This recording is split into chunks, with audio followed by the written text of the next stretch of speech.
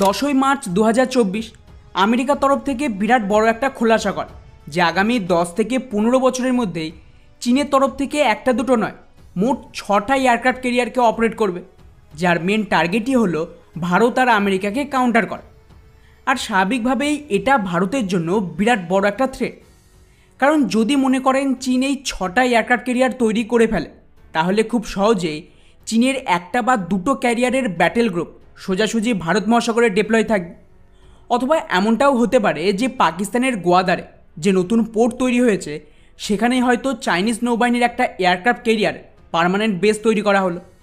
সেক্ষেত্রে কিন্তু ভারতের একদম দোরগোড়ায় পৌঁছে যাবে চীনের এই নৌবাহিনী। আর এটাকেই কাউন্টার করতে ভারতের তরফ থেকেও বিরাট বড় একটা সিদ্ধান্ত নিয়েছে, যা আজ পর্যন্ত কেউ কল্পনাও করতে পারেন। আমাদের রক্ষামন্ত্রী রাজনাথ সিং গতকাল একটা মিডিয়া সাক্ষাৎকার এটা স্পষ্ট করে দিয়েছে যে ভারতীয় নৌবাহিনীর তরফ থেকে কমপক্ষে 6টা এয়ারক্রাফট ক্যারিয়ারকে স্বদেশিভাবে তৈরি করা হবে। আর বন্ধুরা, এটা একটা বিরাট বড় স্টেটমেন্ট, তাও আবার রক্ষামন্ত্রীর তরফ থেকে, তাই এটাকে কিন্তু হালকাভাবে নেওয়া যাবে না। ওনার দাবি যে অলরেডি আইএনএস বিক্রান্ত সেনাতে সামিল হওয়ার পর এখন তৃতীয় এয়ারক্রাফট তৈরির ওপর কাজ শুরু হচ্ছে এবং ভোট মিটে গেলেই এর কনস্ট্রাকশনও চালু হয়ে যাবে। কিন্তু ভারত এখানেই থেমে থাকবে না। এই নতুন ক্যারিয়ারের কনস্ট্রাকশন চালু হয়ে গেলে তার সাথেই আরও অতিরিক্ত 5 থেকে 6টা এয়ারক্রাফট ক্যারিয়ারকে তৈরি করা হবে, যা মোটামুটি আমেরিকার অর্ধেক বলতে পারেন। ইন্টারেস্টিং বিষয় হলো, এটা যে হবে তার ইঙ্গিত কিন্তু অলরেডি প্রধানমন্ত্রী নিজেও দিয়েছিল, কিন্তু সেই সময় এটা কেউ খেয়ালই করেনি। 2022 সালের 3রা সেপ্টেম্বর প্রধানমন্ত্রী আইএনএস বিক্রান্তকে সেনাতে সামিল করার সময় একটা খুবই গুরুত্বপূর্ণ স্টেটমেন্ট দেয়।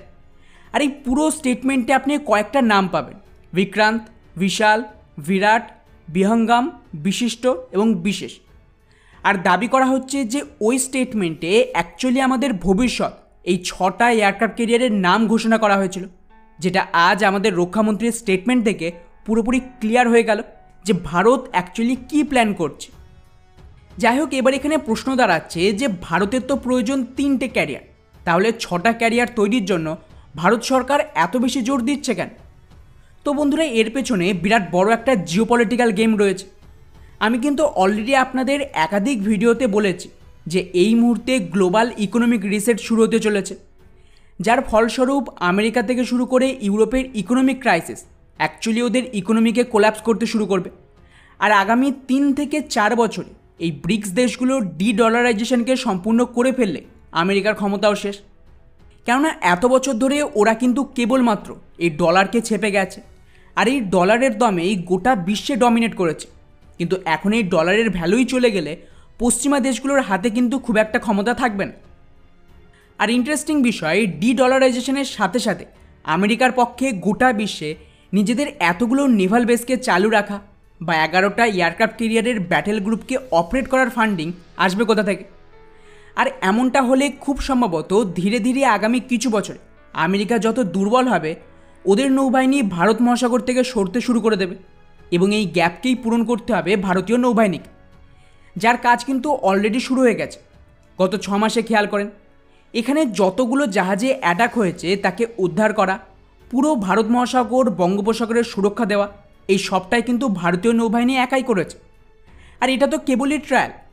যদি এই পুরো রিজিয়নে ভারতের কন্ট্রোলে রাখতে হয়, আমাদের প্রয়োজন ব্লু ওয়াটার নেভি, যারা আমেরিকার মতন যে কোনো এরিয়াতে গিয়ে ডমিনেট করবে অথবা লড়তে পারবে। আর স্বাভাবিকভাবে আপনাদের মনে হয় যে 2 থেকে 3টে এয়ারক্রাফট ক্যারিয়ার দিয়ে তা সম্ভব, তা আবার কনভেনশনাল ক্যারিয়ার। ফলে ভারতকে এই রিজিয়নে টেক ওভার করার জন্য হাতে মাত্র 10 বছরের সময় আছে, আর ততদিনে ভারতীয় নৌবাহিনীকে শক্তিশালী করতেই হবে।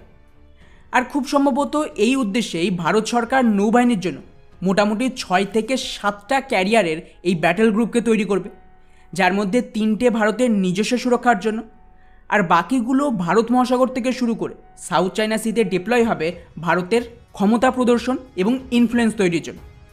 কেননা ওদিকে সাউথ চায়নাতেও ফিলিপিন্স ভারতের থেকে হাতিয়ার নেওয়া শুরু করে দিয়েছে, ভিয়েতনাম ভারতের ওপর ডিপেন্ড হচ্ছে, আর ইন্দোনেশিয়াতেও সেম কাজ শুরু হয়ে গেছে। এবং ধীরে ধীরে এই এরিয়ার মেজরিটি দেশ ভারতের ইনফ্লুয়েন্সকেই অ্যাকসেপ্ট করবে চীনের বিরুদ্ধে। আর এমন পরিস্থিতিতে ভারতকে অন্তত একটা ক্যারিয়ার গ্রুপ এখানে ডিপ্লয় রাখতেই হবে নিজেদের ডমিনেন্স তৈরির জন্য এবং এই ছোট দেশগুলিকে সাপোর্ট দেওয়ার জন্য। ফলে আমার এখানে ধারণা যে এর জন্য প্রচুর পরিমাণে ফান্ডিং দরকার। সেক্ষেত্রে আমাদের ওভারঅল ডিফেন্স বাজেট হয় আগামী কয়েক বছরে বাড়ানো হবে, আর তা না হলে ভারত সরকারের তরফ থেকে নিজে এই ন্যাশনাল প্রজেক্টের আন্ডারে ডিরেক্টলি এই ক্যারিয়ার তৈরির জন্য ফান্ড করবে। কারণ এই এয়ারক্রাফট ক্যারিয়ার তো আর একা নয়, তার সাথে অতিরিক্ত ফাইটার জেট লাগবে। সেক্ষেত্রে আমাদের এই যে টেট-বিএফ ফাইটার জেট, তার 150-রও বেশি বিমান তৈরির রাস্তা খুলে গেল। অতিরিক্ত সাবমেরিন প্রয়োজন, ডেস্ট্রয়ার আর ফ্রিগেটের কনস্ট্রাকশনও শুরু করতে হবে। ফলে বলতে পারেন যে এটা ওভারঅল ভারতের ইতিহাসের সবচেয়ে বড় প্রজেক্ট হতে চলেছে, যা ভারতকে গ্লোবাল মিলিটারি সুপার পাওয়ার তৈরি করবে। এখন বাকিটা তো ইলেকশনের পরেই বোঝা যাবে যে ভারত সরকার কী অ্যাকশান নেয়। বাকি পুরো বিষয়টিকে নিয়ে আপনাদের কি মনে হয় নিচে অবশ্যই কমেন্ট করে জানাবেন। জয় হিন্দ।